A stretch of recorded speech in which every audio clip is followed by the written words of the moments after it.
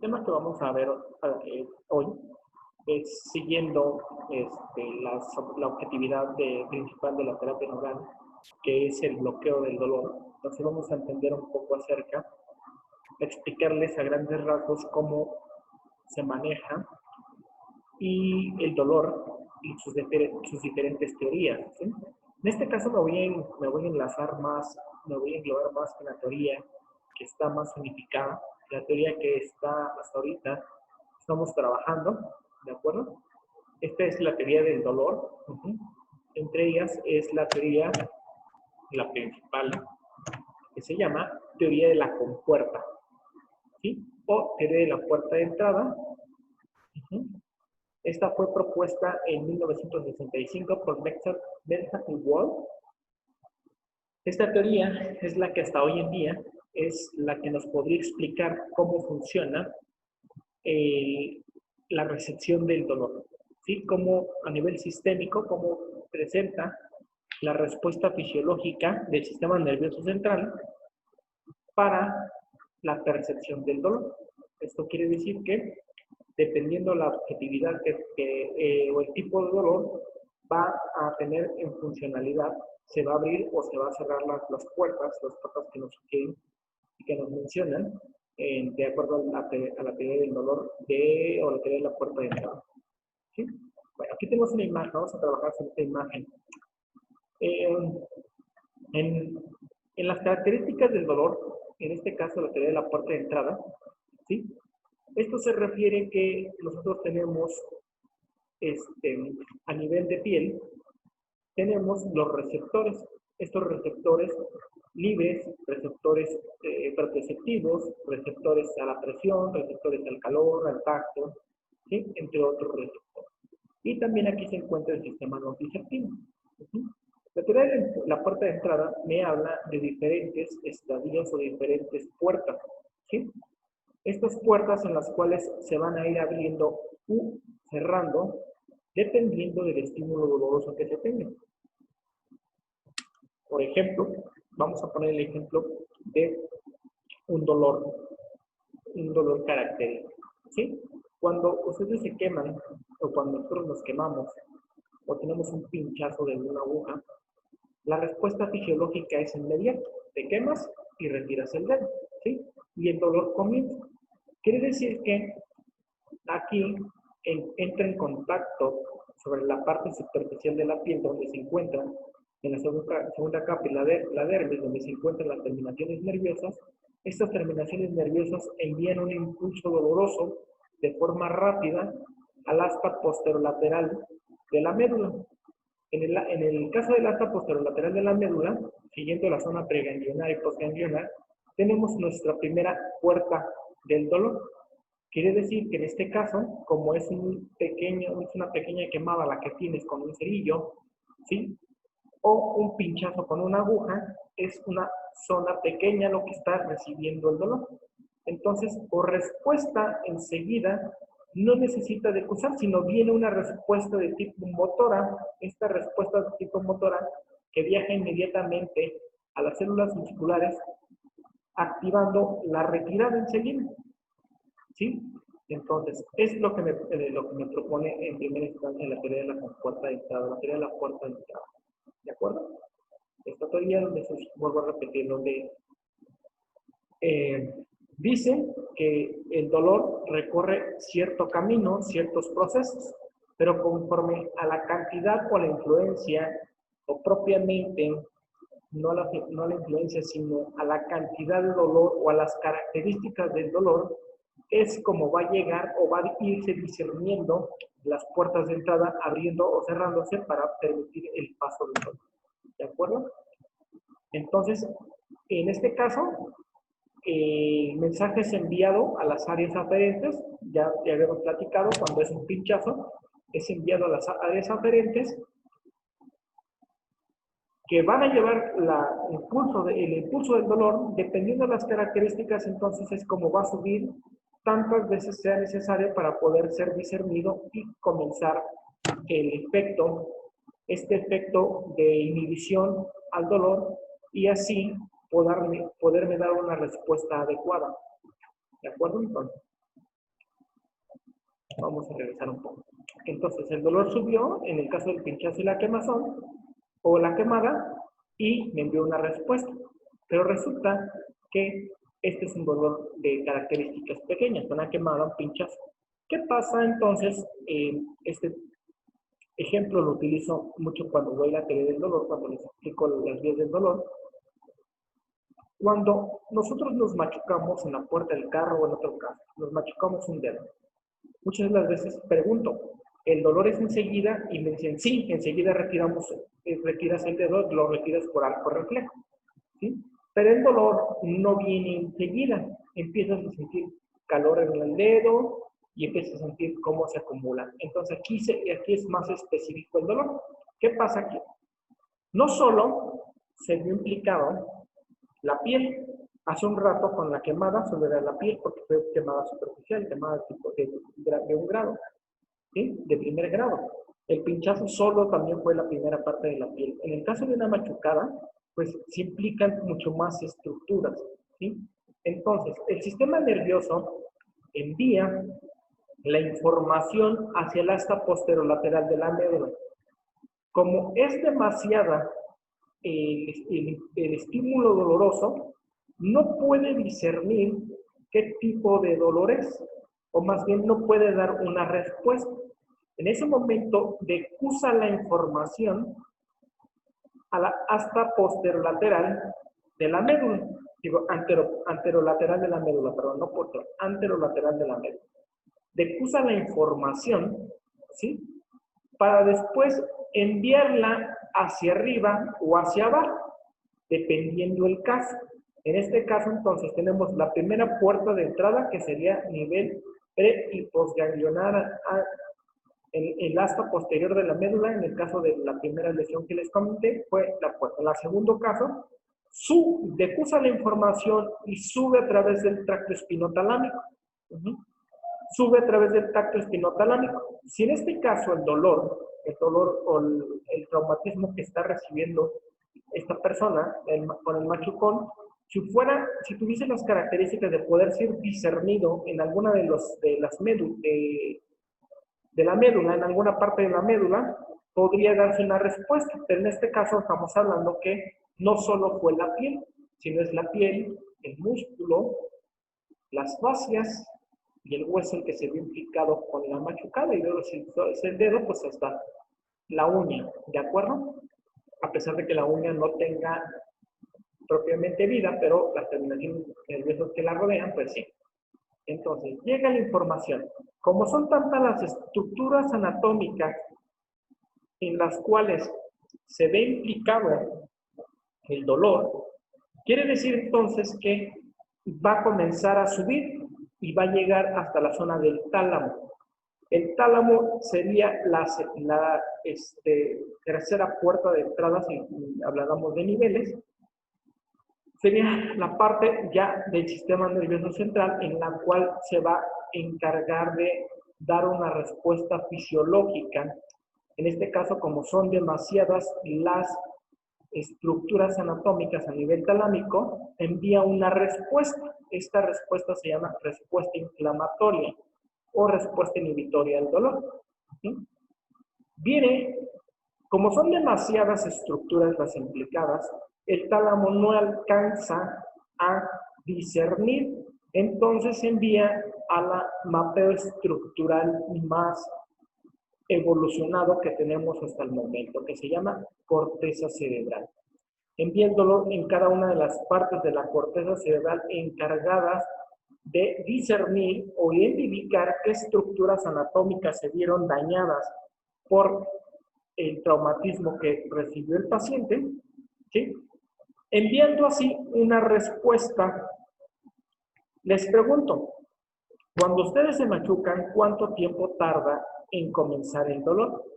Muchas de las veces me han dicho enseguida, no, pero realmente si tú pones un poco de atención y recuerdas cuando te has machucado, el dolor cuando te machucas es mucho más lento y duradero que cuando te quemas. A pesar de que cuando te quemas te lastima cuando haces algo, pero no. Cuando te machucas el dolor va a ir en aumento, en aumento, en aumento, en aumento debido a estas características. que el dolor, al ser demasiado y al tener muchas estructuras implicadas, viaja y tiene que ser discernido o tiene que ser experimentado o separado, como diríamos, catalogado en las estructuras especializadas en el dolor, ¿de acuerdo? Entonces, dentro de la teoría del dolor, dice, el dolor va a estar influenciado por las, por las experiencias previas que hayas tenido hacia ese dolor. Quiere decir que si tú te machucas a los 35, 40 años y tuviste un machucón a los 8, 10 años, automáticamente el cerebro, en la médula, envía una señal directa hacia la parte del putamen, del cíngulo, la parte del sistema límbico que se encargan de los recuerdos y comienzan a liberar neurotransmisores en los cuales el recuerdo va a estar, uy, no me acuerdo como cuando me machuqué aquella vez que hasta se me cayó la uña. Entonces, Pilsen y Boll, que son los encargados de la teoría de la compuerta de entrada, mencionaban que el dolor que nosotros sentíamos iba a estar influenciado por los estados de ánimo que nos encontrábamos, ya sea por la parte psicológica, ya sea por la parte cognitiva o las emociones en las cuales estamos viviendo en ese momento. ¿Sí? Entonces postulaban que el dolor podría modularse usando fuerzas externas, ya que estos aspectos interpretativos del dolor formaban la base de la teoría de la compuerta de entrada. Entonces, por eso es que cada uno de nosotros experimentamos de diferente forma el dolor, debido a conforme van entrando las compuertas, debido a el estímulo que hemos recibido y sobre todo al estado de ánimo en que nos encontramos en el que se encuentra el paciente. También sugieren ellos que, entonces, al estar influenciado por las experiencias previas del dolor, nosotros vamos a comenzar a resistir el dolor o tener una baja resistencia al estímulo doloroso. Esto lo conocemos como umbral doloroso. Entonces, la teoría de la compuerta de entrada explica por qué el dolor disminuye cuando el cerebro está experimentando sensaciones de distracción. Por ejemplo, cuando alguien estás trabajando en una obra o te ocurrió hacer algo en la casa, estás martillando, te martillas, te pegas en el dedo, pero en ese momento te estás riendo con la familia y no vas a sentir. Cuando termina esa parte del estímulo de distracción, vas a decir, ay, ahora sí ya me está doliendo el dedo. ¿Pero por qué? Porque ya tu información, tu cerebro ya está concentrando toda la atención en el dedo. Entonces, aquí el por qué algunas personas que experimentan dolor golpeándose en otro punto, el dolor disminuye de la primera parte, debido a que la interpretación del dolor va a disminuir debido a la atención que le estamos poniendo. Eso es lo que mencionan en la teoría de la compuerta. Entonces, como ya les había dicho, la información nerviosa llega hasta la sustancia gelatinosa, ¿sí? En el asta posterior, a lo largo de toda la médula espinal, está relacionada con la información de termogenia táctil, que es propiamente la lámina 2 y la lámina 3 del asta dorsal. También modulan la regulación del ingreso de los impulsos nerviosos y las células T en la lámina 5. Esto coincide con la compuerta espinal, como lo que les había dicho, la primera puerta de entrada. La segunda puerta de entrada serían las células gelatinosas, influyen de dos maneras en la transmisión de impulsos aferentes y las células T. A nivel presináptico bloquean los impulsos o reducción de la cantidad de neurotransmisores liberados. Aquí el objetivo es que el sistema nervioso cierra las compuertas para que no llegue mucha información y lo bloquee. ¿Qué pasa cuando llega demasiada información al cerebro de tipo doloroso? Pues por mecanismo de defensa decide desconectarse y es cuando viene el desmayo, para poderse reorganizar y poder tener una funcionalidad. Entonces las puertas, lo que menciona aquí los creadores de la teoría de la compuerta de entrada, entre ellos Wolff, dicen: el sistema nervioso bloquea la percepción del dolor para que pueda ser discernido y tener trabajo. Si no, entraría de forma continua y aglutinaría toda la información. Este es el objetivo de esto. Entonces, en tercer caso, las fibras A delta y las fibras C van a facilitar la transmisión. Abren la compuerta inhibiendo las células de la sustancia gelatinosa. Eso es porque es demasiado el estímulo doloroso. Mientras que las fibras alfa y beta excitan a las células de la sustancia gelatinosa, inhibiendo la transmisión y cerrando la compuerta. Ya pasó información, ahora las fibras alfa y beta cierran la compuerta para que deje de pasar información y la que va hacia arriba comience a ser discernida. ¿Sí? Las láminas 5, que es propiamente las células T, son excitadas o inhibidas por las células de la sustancia gelatinosa, que ya habíamos hablado hace un rato. Entonces, la estimulación de las fibras alfa activan inmediatamente los mecanismos centrales, esos mecanismos centrales a nivel espinal, médula espinal, tálamo y corteza, en los cuales tienen que prepararse para el estímulo que viene. Mercer y Wolff decían: en el momento que el dolor va subiendo, en el momento que el dolor va recorriendo las zonas, ¿sí?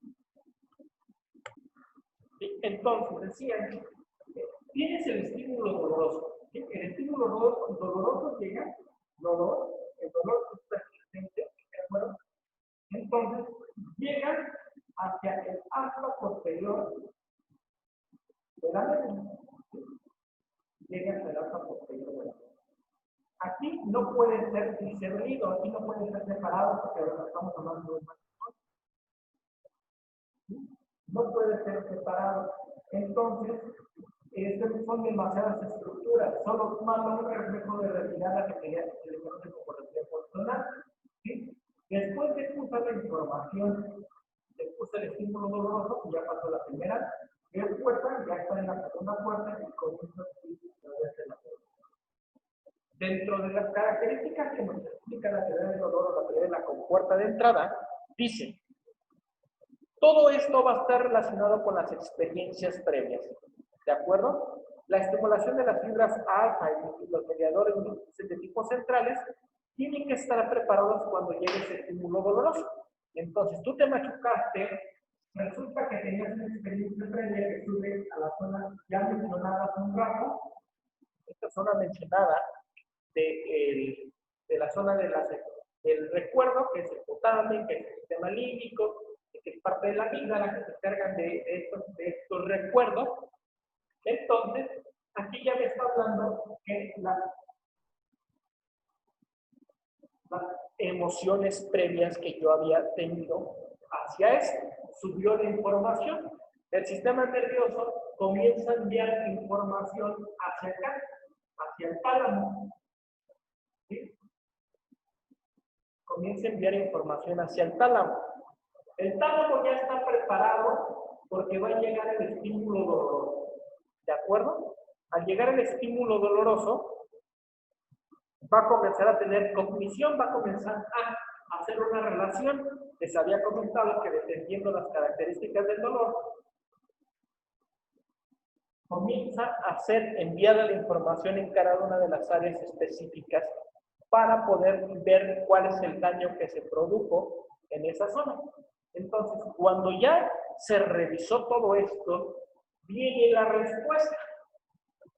Baja la respuesta para poder ser analizado ya con la liberación propia de todos esos agentes. Muy bien, entonces, de aquí viene la combinación de los impulsos aferentes periféricos modulando la sustancia gris y centrales desencadenando. Esto va a producir que la médula ósea comience a liberar neurotransmisores. Estos neurotransmisores que comienza a liberar, pues propiamente se refiere a la cascada de inflamación. ¿Sí? En este caso ya entra la cascada de inflamación en la zona de lesión. Cascada de inflamación. Comienza la cascada de inflamación. ¿sí?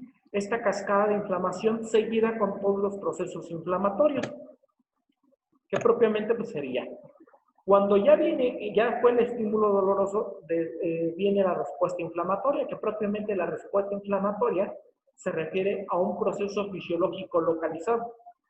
El objetivo es encapsular y proteger el lugar del daño para un daño más grande, valga la redundancia.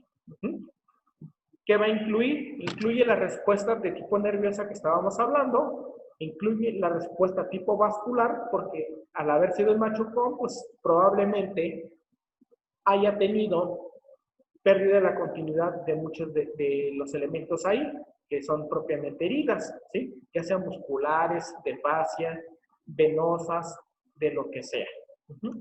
Viene la parte vascular. Después viene la parte humoral, que es donde comienzan a extravasarse y comienza a secretar este líquido para cerrar y no permitir que algún agente externo se apodere y comience a producir, a proliferarse. Esta es una infección. Después viene el sistema inmunológico, donde conforma un proceso dinámico, una respuesta dinámica. Entonces, propiamente van a ser factores causales, el factor que causó la inflamación, ya sea endógenos o necrosis celular, entre otros. Los factores exógenos, como agentes químicos, agentes físicos o agentes biológicos. Paracelso describe una tríada, describe unas características del proceso inflamatorio, donde me dice que va a haber calor, rubor, edema, dolor. Y Galeno más adelante sugiere una quinta, que es pérdida de la función. Entonces son hasta hoy lo que tenemos. Ya hubo la lesión, entonces comienza a haber calor en la zona, comienza a haber rubor porque la circulación aumentó para ver qué estaba pasando ahí. Edema, que es la acumulación de líquido, dolor, que es la respuesta, y pérdida de la función en un cuarto estadio. ¿Sí? Sabemos que tenemos inflamación del tipo aguda o inflamación del tipo crónica. En la aguda se resuelve no mayor a 72 horas. Después de 72 horas ya sería el periodo subagudo, como la nueva clasificación así lo marca. Y después del día 21 ya sugieren que son inflamaciones crónicas. Entonces, por esa, en el caso de una inflamación aguda, relativamente corta, se caracteriza porque hay exudados plasmáticos, una migración leucocitaria, principalmente neutrófica, en lo cual se va a resolver de forma rápida. Ya cuando hay una lesión crónica, hay episodios múltiples en el sitio, acumulación de macrófagos, acumulación de linfocitos, ya para tratar de compensar esta parte. Recordemos cuando los linfocitos llegan es porque ya tienen características especializadas, linfocitos B y linfocitos T, propiamente los cooperadores y los citotóxicos, células natural killer, que son células que llegan y destruyen lo que se encuentra. Desarrollan fibroblastos y tejido vascular, y esto ya comienza con las cicatrices más grandes, y en este caso podrían formarse en algunas ocasiones hipertróficas o queloides. Hay formación de granulomas, formación de células epiteliales y células multinucleadas. Entonces, propiamente los componentes que están involucrados en el proceso inflamatorio es, ya se hizo la lesión, comienza con componentes celulares. Estos componentes celulares comienzan a migrar a la zona de lesión, fibroblastos, mastocitos, macrófagos, en este caso serían células del tejido conectivo, los PMS, los monocitos, los eosinófilos, los basófilos y las plaquetas. En el caso de los polimonoclonales, pues son células circundantes de los vasos sanguíneos que siempre van a estar ahí viajando. Hemos hablado que es el sistema inmunológico. El sistema inmunológico nunca va a estar activo en casos normales, pero siempre va a estar esperando el estímulo para poderse reactivar. O sea que va a estar en el nivel normal. Cuando nosotros tenemos patologías de rinitis alérgica, pues en ese caso sí ya están en los niveles máximos. Cuando es normal, hagamos de cuenta que está a la mitad del vaso siempre. En cualquier momento se puede llenar para poder atacar a los agentes extraños o los alergenos. Comienzan ya se está la lesión, ya comenzó a haber inflamación, todos los procesos ya mencionados, y es hora de comenzar a liberar los mediadores químicos o los mediadores de la inflamación. En este caso, los mediadores sabemos que son las histaminas, en este caso, que es uno de los sistemas inhibitorios del dolor, por eso el sistema nervioso envió los neurotransmisores para inhibir el dolor, que sería la serotonina, ¿sí? Las aminas, que son vasoactivas, y esto se va a iniciar, esto se va a secretar siempre al inicio de la inflamación. Una vez que ya se liberaron histaminas, pues después vienen basófilos. Estos basófilos, para dar su respuesta específica, su respuesta de granulación respecto a la lesión. Entonces va a ser, dependiendo también de la lesión física, si es frío o calor, va a haber reacciones alergenas, liberación de fragmentos de complemento, los CD3 y C5, las proteínas liberadoras de leucocitos, los neuropéptidos y entre estos las interleucinas que siempre van a estar aquí. Interleucina 1 y interleucina 8. Por tanto, esto se va a considerar y un aumento de la permeabilidad de las vénulas, activando la vía de las células endoteliales para poder dar. Entonces, siguen los mediadores comienza el ciclo del ácido araquidónico, tales como las prostaglandinas, leucotrienos, lipocinas, entre otras sustancias que se van a comenzar a liberar. Ya sabemos que las prostaglandinas van a seguir enviando el estímulo doloroso. Es donde se comienza a secretar mucho más sistema inhibitorio para compensar y inhibir que ese proceso inflamatorio no se extienda por mucho tiempo. Aquí es donde nosotros actuamos cuando hay una lesión y sabes que ponte hielo las primeras 72 horas con el objetivo de que el proceso inflamatorio no se vaya más allá de la zona de lesión, porque si se va más allá de la zona de lesión va a ser mucho más complicado su recuperación. Dentro de los mediadores que tenemos, pues también tenemos mediadores de origen plasmático. Los mediadores de origen plasmático son de origen hepático, y esto me van a dar a través de una serie de procesos biológicos para que me ayuden a la respuesta inflamatoria. Y también se van a liberar dentro de estos los factores plasmáticos. También las plaquetas se van a romper para liberar sus factores de crecimiento para ayudar. En este momento es cuando comienza la cascada de coagulación y la cascada de cicatrización para poder reparar la lesión que se llevó.